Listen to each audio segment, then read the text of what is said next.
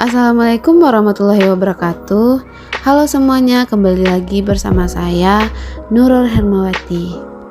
Baiklah, pada video pembelajaran kali ini kita akan membahas tentang energi alternatif. Yang pertama yaitu ada pengertian dari energi alternatif. Energi alternatif adalah energi sebagai pengganti dari energi bahan bakar fosil. Hal ini senada dengan pengertian energi dalam Kamus Bahasa Indonesia. Energi alternatif adalah energi yang berasal bukan dari minyak bumi, misalnya tenaga air, panas bumi, nuklir, surya, angin, gelombang, biomasa, gas alam, gambut, batu bara, dan gas alam. Selanjutnya ada tujuan dari terbentuknya energi alternatif. Pada dasarnya, tujuan utama dari dibentuknya energi alternatif adalah untuk mengganti energi yang berasal dari bahan bakar fosil. Oleh sebab itu, energi alternatif mulai dikembangkan oleh manusia, baik itu secara berkelompok, masyarakat, atau kelompok dalam bentuk perusahaan. Banyaknya manusia yang mulai mengembangkan energi alternatif berarti manusia yang sadar akan bahaya dari energi yang tak terbarukan juga semakin banyak. Materi selanjutnya yaitu tentang sumber energi alternatif. Yang pertama yaitu ada panas matahari. Bagi kehidupan manusia, energi matahari adalah energi yang paling penting. Keberadaan matahari pada bumi ini sangat dibutuhkan oleh manusia. Bahkan tumbuhan dan hewan juga membutuhkan energi dari matahari. Energi matahari yang sudah masuk ke dalam bumi harus dikembalikan lagi agar tidak terjadi pemanasan global. Pemanasan global dapat terjadi karena aktivitas yang menggunakan energi tak terbarukan secara berlebihan. Di sisi lain, energi matahari dapat dijadikan sebagai sumber energi alternatif agar lingkungan tetap sehat dan masyarakat pun akan lebih semangat dalam menjalani kehidupan. Selain itu, suatu lingkungan tidak akan cepat rusak sehingga generasi selanjutnya masih bisa merasakan kenikmatan hidup di bumi. Yang kedua yaitu ada air. Seperti yang diketahui oleh banyak orang bahwa air sangat diperlukan oleh tubuh manusia karena tanpa ada air kita akan mengalami dehidrasi. Selain itu, air juga bisa digunakan untuk membuat energi alternatif karena bisa menggantikan energi berbahan bakar fosil. Akan tetapi, air baru bisa dijadikan sebagai energi alternatif selama dalam jumlah besar. Apabila masih dalam jumlah kecil, maka akan sulit menjadikan air sebagai energi alternatif. Beberapa negara sudah mulai mengembangkan air menjadi energi alternatif. Bahkan Indonesia sudah memiliki bendungan yang cukup luas untuk dijadikan sebagai sumber energi listrik. Jika kita belum bisa mengubah air menjadi energi listrik yang maksimal, maka kita bisa menggunakan air secukupnya saja. Yang ketiga yaitu ada panas bumi.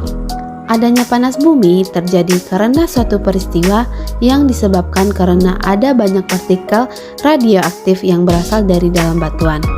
Bagi sebagian orang, belum tahu dari mana panas bumi itu berasal. Panas bumi berasal dari magma. Magma itu sendiri merupakan suatu inti luar bumi yang terbuat dari batu cair dengan suhu yang sangat panas. Adapun letak dari panas bumi berada di kedalaman kurang lebih 6.400 km dari permukaan bumi. Selain itu, panas bumi bisa dikatakan sebagai energi yang asalnya dari dalam bumi. Meskipun energi panas bumi belum cukup, tetapi masih dapat digunakan untuk sumber energi terbarukan. Pada umumnya, energi panas bumi dijadikan sebagai energi pembangkit listrik lewat turbin.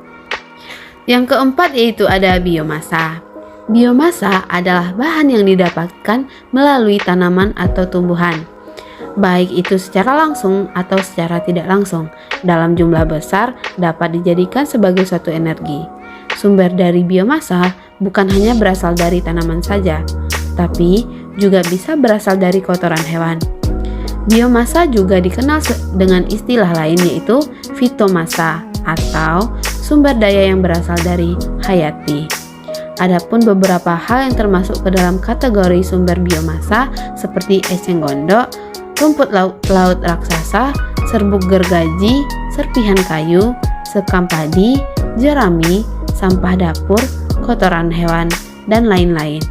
Sumber-sumber biomasa ini jika dibiarkan terlalu lama bisa menyebabkan tumpukan sampah semakin banyak, bahkan bisa menyebabkan pemanasan global. Oleh sebab itu, sumber-sumber biomasa dapat kita maksimalkan untuk dijadikan sebagai sumber energi alternatif atau energi terbarukan.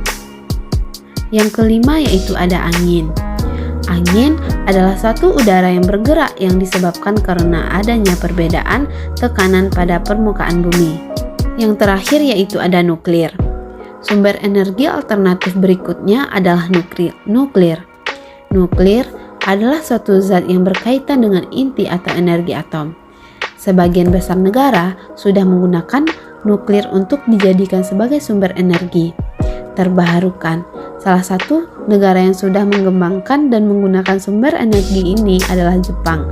Hal ini dilakukan karena nuklir bisa mencegah terjadinya efek rumah kaca, sehingga terjadinya pemanasan global bisa dicegah dengan baik.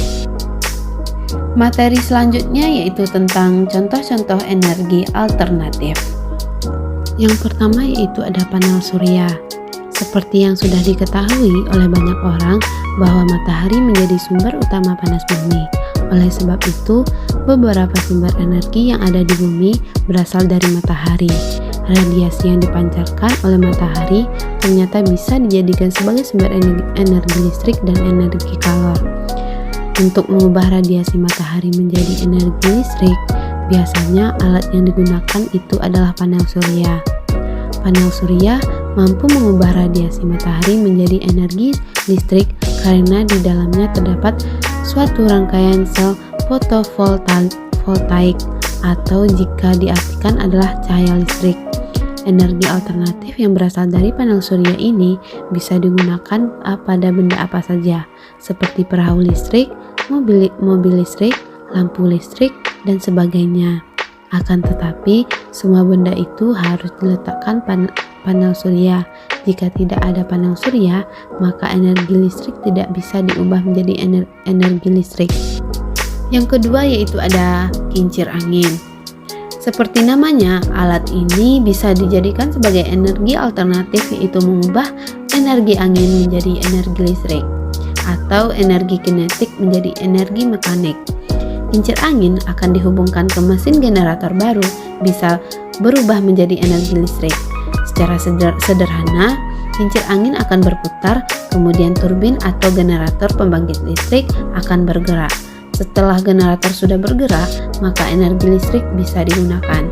Salah satu negara yang sudah mengembangkan energi angin ini adalah Belanda. Belanda sudah sejak lama menggunakan kincir angin untuk mendapatkan energi listrik. Oleh sebab itu, Belanda juga dikenal dengan sebutan negara kincir angin.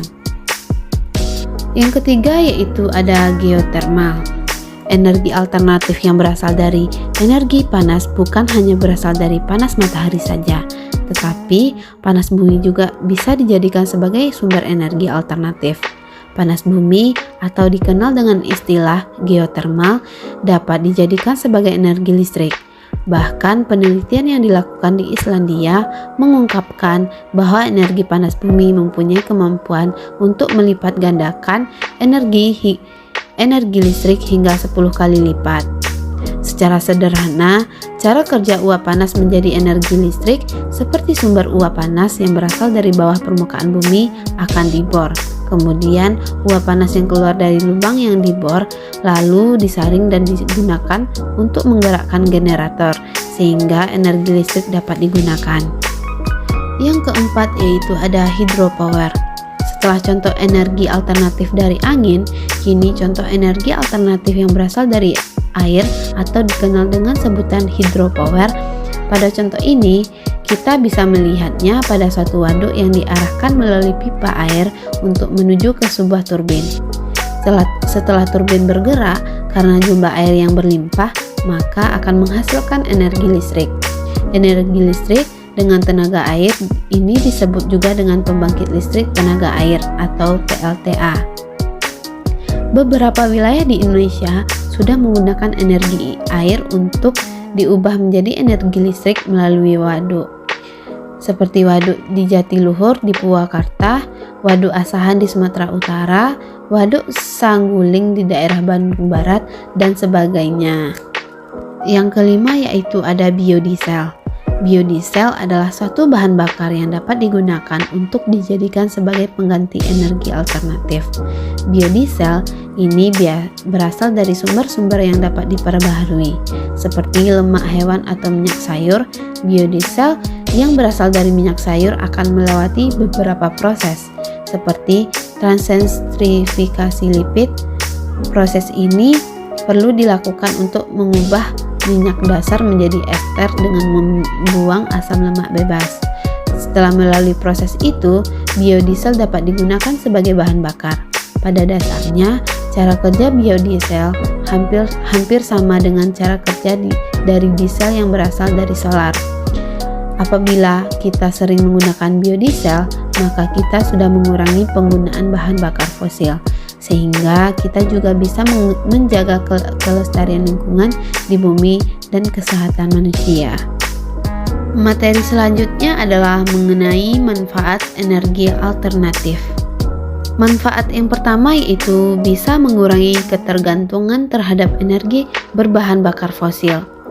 Seperti yang sudah kita bahas sebelumnya, jika energi berbahan bakar fosil akan habis pada waktunya dan dapat merusak bumi. Terlebih lagi, energi berbahan bakar fosil digunakan secara berlebihan. Oleh sebab itu, dengan menggunakan energi alternatif, kita sudah mengurangi ketergantungan dari energi berbahan bakar fosil, sehingga manusia bisa merasakan lingkungan yang lebih asri. Yang kedua yaitu ramah lingkungan. Manfaat berikutnya yang dapat kita rasakan ketika menggunakan energi alternatif adalah kondisi lingkungan akan tetap terjaga kualitasnya, atau bisa kita bilang tidak mencemari lingkungan. Hal ini dikarenakan hampir semua energi alternatif ramah lingkungan dan tidak menghasilkan polusi yang berlebihan. Yang ketiga yaitu tidak terjadinya kelangkaan.